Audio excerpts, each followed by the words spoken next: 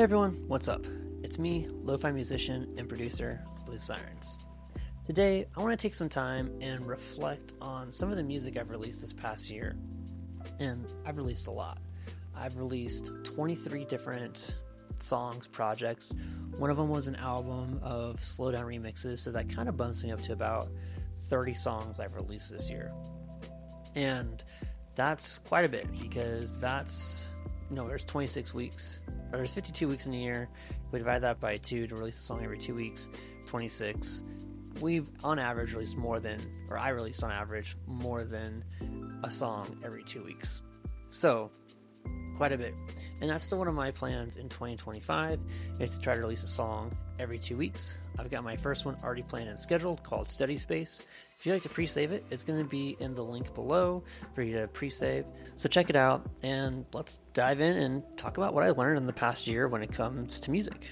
So the first song I released is called Passenger Seat.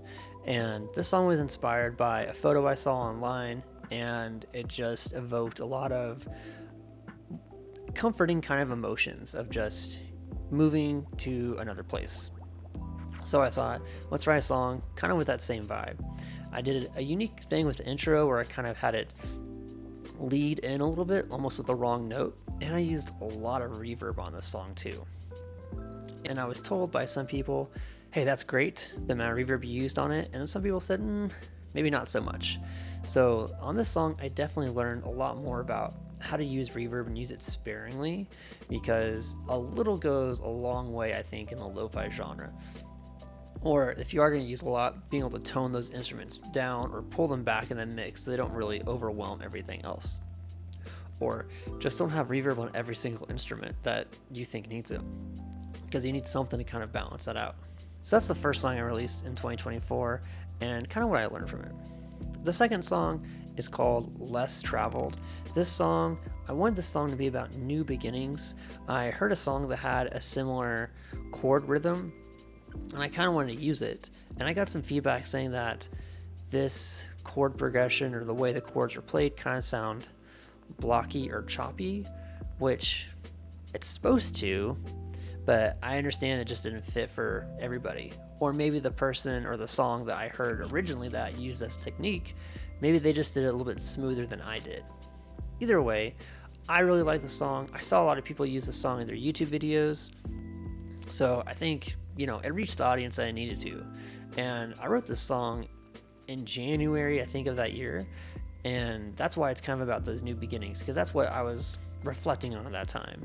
For Passenger Seat, I was writing that like in December or November of the previous year, and so that just didn't have the same mindset of like the new beginnings that this song had, and so that's why it ended up being called Less Travel. Now my third song of the year, New Science. This is a song I retooled from a previous project. This song kind of was my entry into doing lo-fi ambient kind of sounds. It's not 100% ambient, but it's also not 100% lo-fi. And so it's a good mix between them, and that's where it kind of got in a weird space when it came to sharing and singing the song, trying to find the right audience, because it's not really 100% one or the other. It's kind of in the middle at times. And so it did find some really good success on some sleep-based playlists and a couple ambient playlists. But I really like the song. I don't really have any notes about like what I would change about the song or do differently.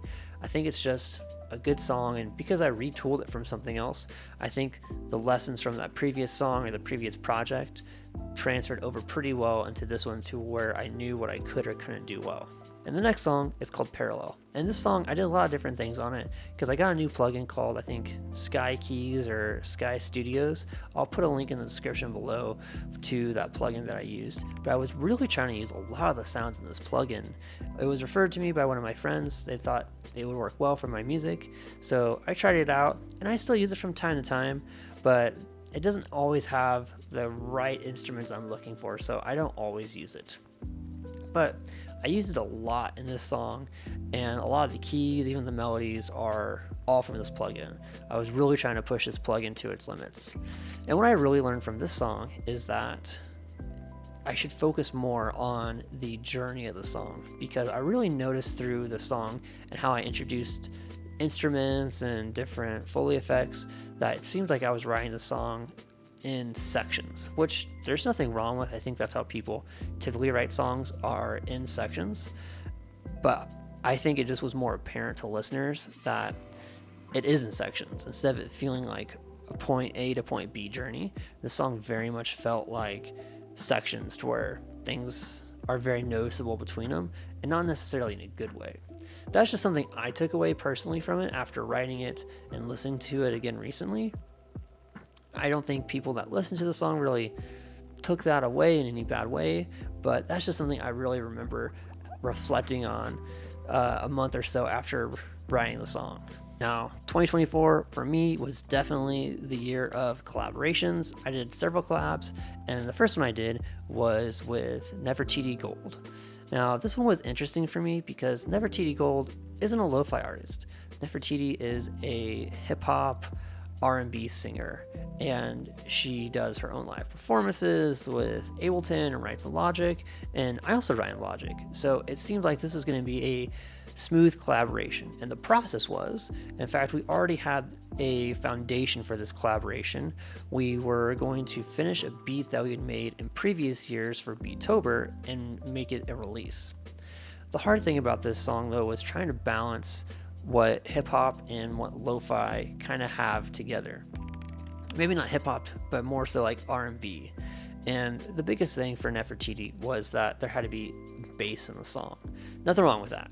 But I think as I looked back on that project, the biggest lesson I took away was trying to make sure we can balance both of our creative interests and creative expressions in the song without compromising on each other's, because the song overall is good, but I always think back and think maybe the mix could be better.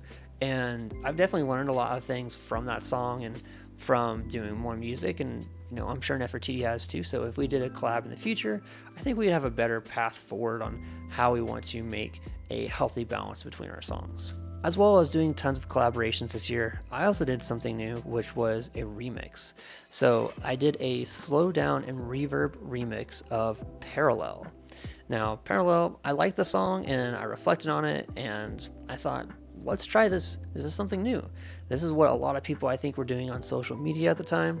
So I decided, let's try this out. So I did a remix version of it, and I did a remix version of several of these songs, which I'll get to later on. But I think remixes are also just kind of tough for people to receive if they don't really like the original. So this one I think did all right, but it's hard to say how well it did because a lot of people in the lo-fi genres, they're not really looking for remixes. So I should have pushed this more on social media to reach a larger audience. And that's a big takeaway for me, was just make sure we're using social media for projects that we can't always rely on playlists, or we don't think that they're not going to be received well by the lo-fi community. After this remix, I decided let's try and write a sleepy kind of song. So I wrote a song called Countryside Slumber, and this was trying to be a real minimalist kind of song, and I wanted to have some like Foley elements in it. But I know overall I made some of the keys a little bit too loud, but I really like the song. Like, I spent quite a bit of time on this song. I remember writing a completely different song at first and then just thinking, this isn't working. Let's go in the complete opposite direction. Let's not write something so busy. Let's write something that is going to be simple but effective. And that's how Countryside Slumber was made. And it's a good song. I really like it. Nothing I think I would change about it. I know I got some feedback around some instruments being too loud, but overall, I think it's a great song. After Countryside Slumber, the next song I released was called Morning Birds. And this song is a bit sadder. It focuses a lot more on piano. And this song was pretty well received, which I was really happy about because I wrote the song when I wasn't really going through the best of times.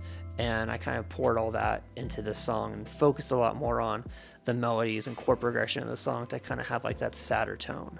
But it was received. It made me, happy that it was received well. And, things started to kind of turn around after I kind of got those feelings out and into the song. And why stop a bad thing? I turned right around and said, let's make this a remix. So I made this a slow down and reverb remix, just like how I did for parallel, and this one turned out well. I like this one. I think the pianos benefited from, being slowed down and the reverb, and I think it worked pretty well, pretty solid. After that, I made another song called It's Time to Move On, kind of continuing on the sad theme, even though I wasn't really feeling that sad. It just kind of like fit the vibe of what the song was kind of doing musically.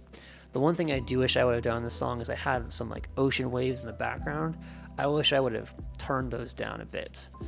And everything else though worked out pretty well. I got a new plugin as well for this one that I wanted to try and use a lot of the synth sounds for it, and I spent a lot of time playing around trying to find the right tones and find the right things for everything, and I'm pretty happy with this song. I do agree that the waves, the Foley were a bit loud, but apart from that, I'm pretty happy with how this song turned out and how it was received. After It's Time to Move Forward, I decided let's do a full album of just lo-fi reverb songs. And that's what I did. I went through my entire catalog and I found the songs that were going to work best to be slowed down and turned into these reverb remixes. And I released all of them on YouTube, on Spotify, everywhere. And they actually did pretty well on YouTube.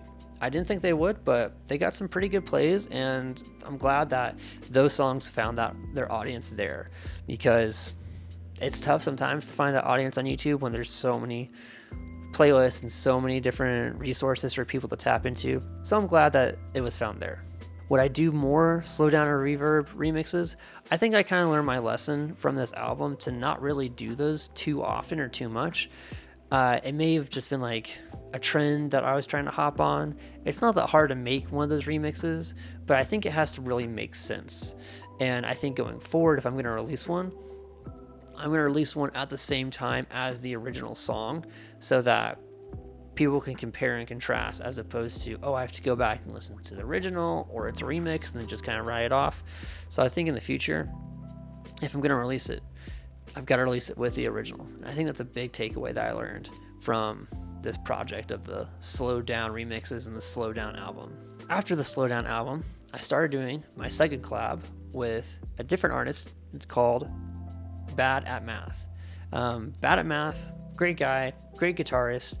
We collaborated on the song called The Way Home. It's just like a warm, feel-good kind of feeling. It reminds me a lot of like when you're on your way back home after a long day and it's nice and warm in the car and it's sunny and you're just, you're excited to go home, but once you get home, it's kind of tough to get out of the car because you're just, you're in that comfy zone. And I think the guitars that Bad at Math added were great. I think the mix was something I also learned on this one, how to do that a little bit better to balance the guitars and the instruments. This was one of my first time really mixing guitar, and I hadn't really learned how to do that, I think, too well. But this was a great lesson in how to do that. After The Way Home, I released probably my favorite release of the year, and it's called Circulatory. You may have noticed that I have that song playing in the background of almost every video I've released.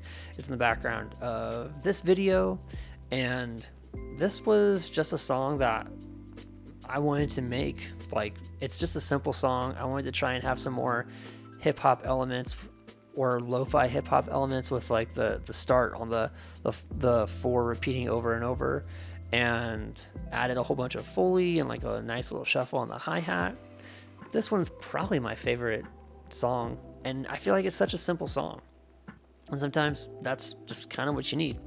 This song was like a mixed review song. Like, it didn't do bad, but it didn't do like amazing either.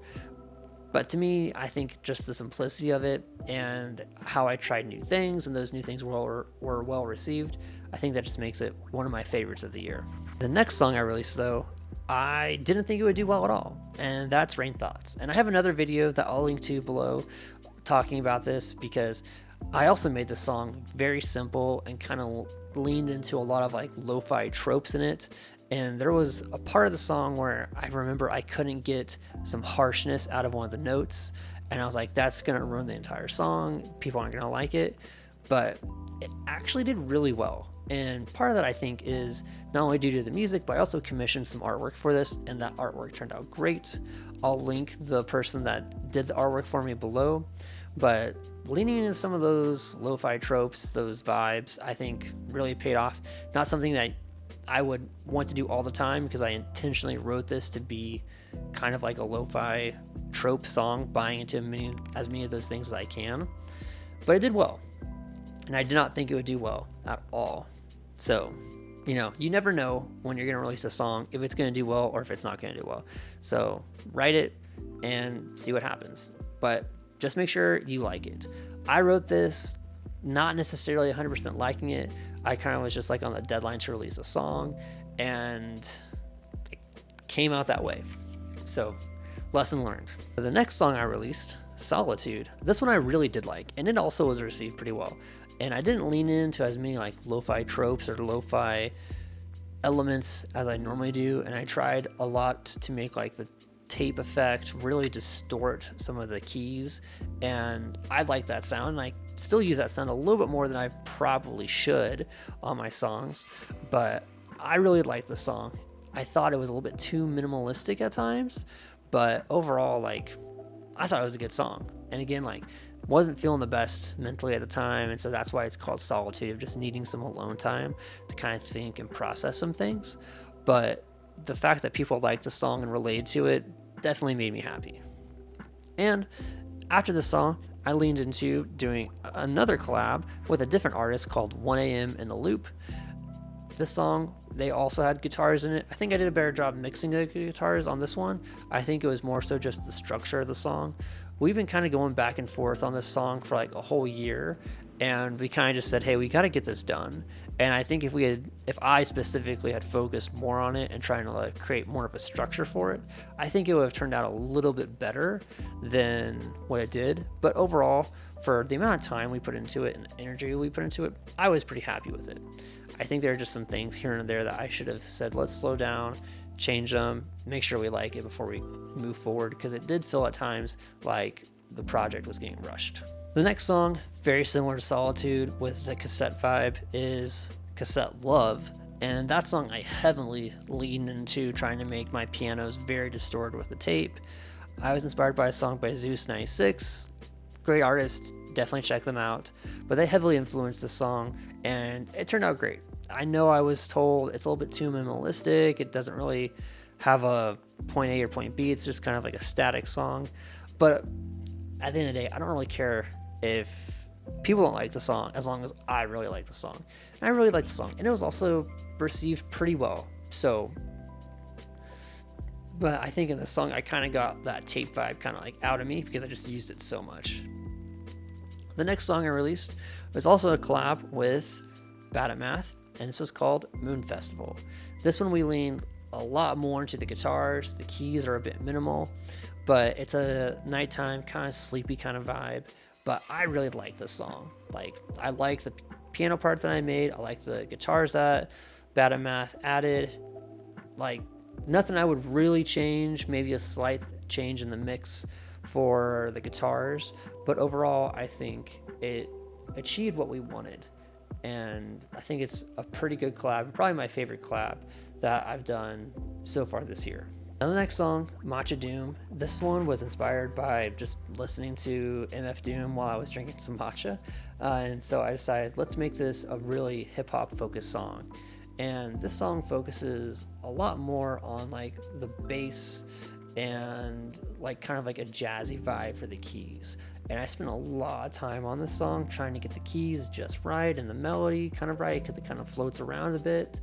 But I'm really glad with how it turned out. I also commissioned the artwork for this one, and I'll drop the link of the artist below. But it's a great album artwork. Love the song. I think I could have maybe made the keys a little bit louder at times, because some things seem a bit muffled, or the drums are the main focus at times, when I could have made it a little bit more balanced. But overall, I really like the song. This is probably my second favorite song that I released in 2024. After Matcha Doom, I released another song that kind of had a similar vibe to it called Falling Leaves. Now, this was inspired by Soft Boy. I also think the song didn't do that well.